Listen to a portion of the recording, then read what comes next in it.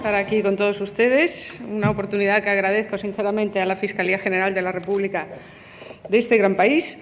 El tema que me trae a mí aquí es cómo hacerse con las ganancias ilícitas derivadas del delito. Ponentes anteriores han señalado el creciente interés que en los últimos años está despertando a nivel internacional el tema de las ganancias ilícitas. Ese creciente interés se justifica por la creencia generalizada de que una de las formas más efectivas para reducir el nivel de incidencia de los delitos tiene que ver con reducir el incentivo que suponen esas ganancias para el delincuente, ¿no?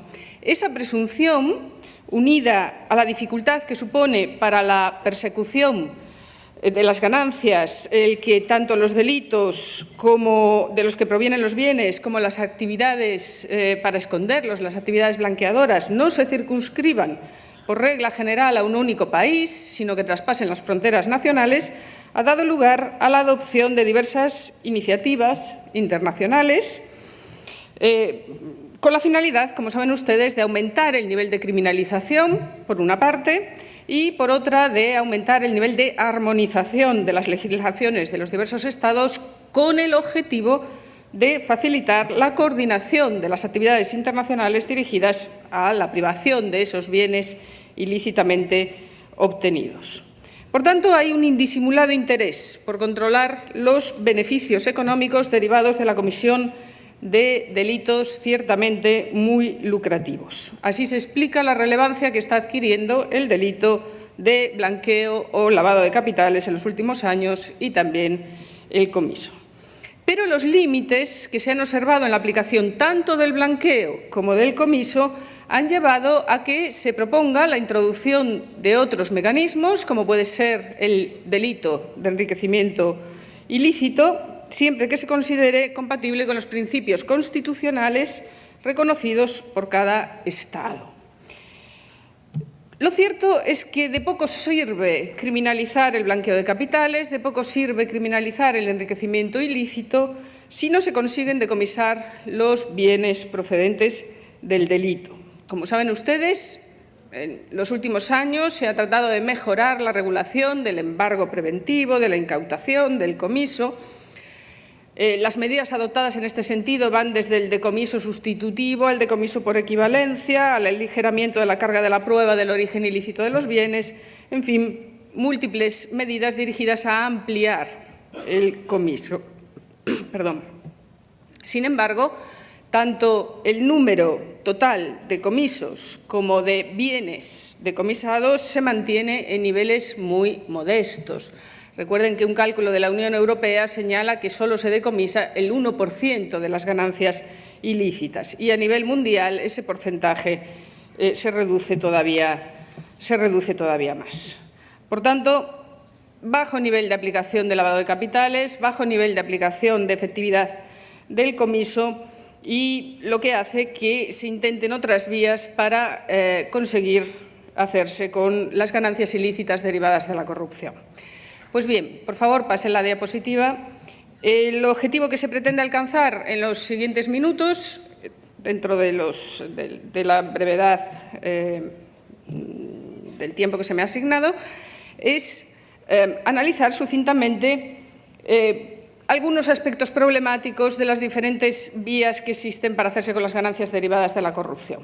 Por un lado, nos vamos a plantear la aplicación del fraude fiscal, cuando el delincuente no declara las ganancias ilícitas provenientes de la comisión del delito.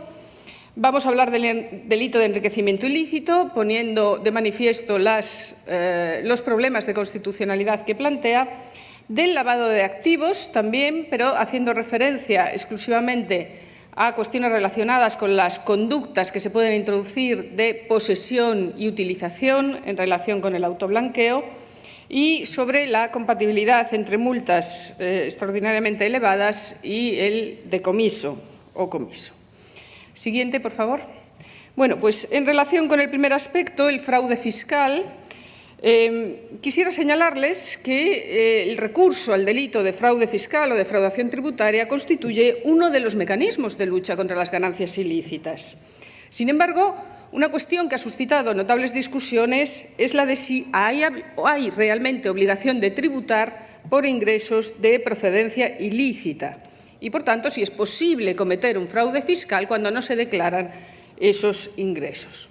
No me refiero aquí a los ingresos, a las ganancias provenientes del comercio con cosas extra commercium, como puede ser, por ejemplo, la droga o los estupefacientes ilegales, porque en este caso el Tribunal de Justicia de las Comunidades Europeas ya ha respondido en sentido negativo, en el sentido de que no puede surgir una obligación tributaria en relación con productos prohibidos en el tráfico intracomunitario. El tema que me ocupará, por tanto, es si hay obligación de tributar por rentas ilícitas como las procedentes de la corrupción o de la explotación de la prostitución ajena. Bueno, pues, obviamente la respuesta depende de cada ordenamiento jurídico. En el ámbito tributario español, la normativa tributaria señala que hay obligación de tributar por ganancias patrimoniales no justificadas, cuyo origen no se haya justificado. Sobre la base de esta disposición, el Tribunal Supremo Español admite la obligación de tributar por ganancias derivadas del delito, alegando que el principio de igualdad prohíbe tratar fiscalmente de forma más favorable a quien viola el derecho que a quien lo respeta. Señala expresamente que el principio de igualdad ante el impuesto prohíbe un tratamiento más favorable al delincuente porque carecería de todo sentido que mientras que una persona que tenga beneficios lícitos por ocultarlos a Hacienda deba responder por fraude fiscal, sin embargo, otra que tenga beneficios ilícitos no respondiera por ese delito. Bien, esta jurisprudencia entiende que solo se produce vulneración del principio non bis in idem cuando los incrementos patrimoniales que genera el delito de fraude fiscal procedan de manera directa o indirecta de un hecho delictivo por el que también se sanciona. Es decir, considera que si se sanciona por el delito origen de las ganancias y al mismo tiempo por fraude fiscal, habría un bis in idem prohibido constitucionalmente. Pero entiende que si no hay esa condena por el delito origen, podría castigarse por el delito de fraude fiscal. Sin embargo, en contra de la obligación de tributación, la doctrina mayoritaria alega argumentos de naturaleza fundamentalmente ética, señalando que el Estado no puede convertirse en un receptador del delito del que provienen las ganancias y que lo correcto en estos casos sería acudir al comiso, que puede haber incluso decomiso sin condena, y no someter las ganancias ilícitas a la tributación. Por otra parte, un sector minoritario propone diferenciar entre ganancias de origen desconocido, en cuyo caso existiría esa obligación de tributar, y ganancias delictivas que no tributan si son decomisadas o restituidas. En mi opinión, la obligación de tributar no puede nacer de un acto ilícito, aunque ese acto revele la obtención de riqueza por parte del obligado tributario. Yo creo que a estos efectos la prohibición del enriquecimiento sin causa, sea por la vía civil o por la vía penal, puede constituir una respuesta mucho más adecuada que la aplicación del fraude fiscal. Por favor, la siguiente diapositiva. Bien, pero ¿qué ocurre con el delito de enriquecimiento ilícito, que ha sido introducido por varios países americanos? La primera referencia la encontramos en la Convención Interamericana contra la Corrupción de Caracas, pero se trata de una figura que ya nace polémica, ya nace sumamente discutida, como saben ustedes, hasta el punto de que, como ven ahí, se da la posibilidad a las partes de adoptar este delito, pero también de no adoptarlo si contraviene sus principios constitucionales, sin incurrir, en este caso, en responsabilidad internacional.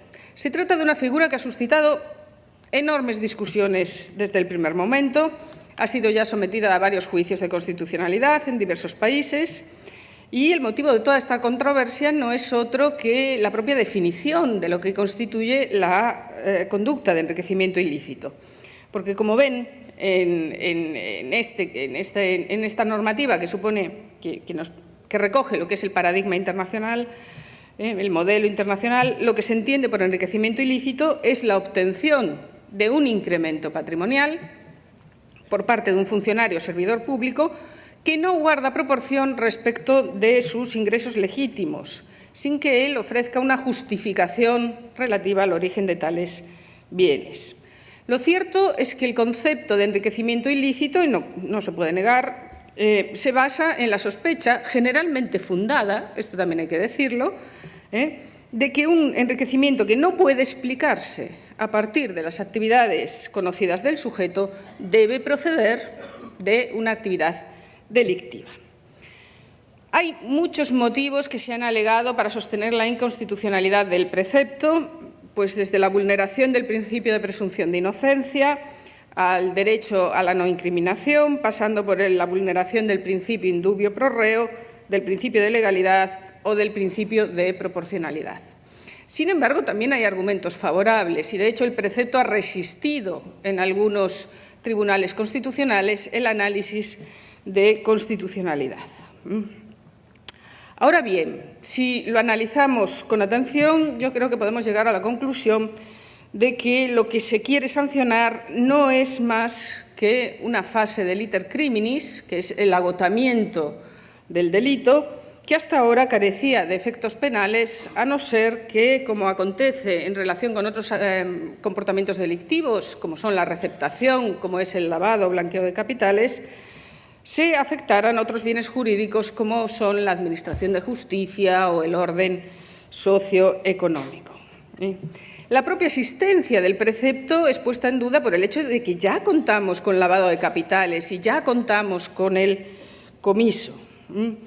Y no debemos olvidar, además, que si de lo que se trata es de evitar que el servidor público se lucre a través del ejercicio de la función pública, mucho más importantes que estas medidas de naturaleza penal podrían ser medidas de naturaleza preventiva en el ámbito administrativo, ¿no? El sometimiento a rigurosos controles, la rendición de cuentas, la inspección de la veracidad de la información aportada pueden ser mucho más eficaces que un precepto que sigue sometido a sospecha. Siguiente diapositiva. ¿Qué ocurre con el lavado de capitales? Bueno, pues en el lavado de capitales, que es uno de los mecanismos más utilizados para afrontar el desafío que supone las ganancias ilícitas, bueno, pues en el lavado de capitales lo que observamos en los últimos años es también un proceso de expansión. Un proceso de expansión que puede llegar a eso que les señalo en rojo en la diapositiva, que es que incluso los Estados pueden llegar a criminalizar la adquisición, posesión o utilización de bienes, incluso por el propio sujeto que ha cometido el delito previo, ¿no? Con lo cual nos encontramos aquí también con una situación peculiar en la que al ladrón podemos castigarle por el hurto cometido, por el hurto del televisor, pero además por el lavado de capitales porque posee o utiliza ese televisor en su casa. Con lo cual, de nuevo, nos encontramos ante pues, la tipificación como lavado de una parte del iter criminis, de nuevo el agotamiento, que antes no tenía relevancia estos efectos, ¿no?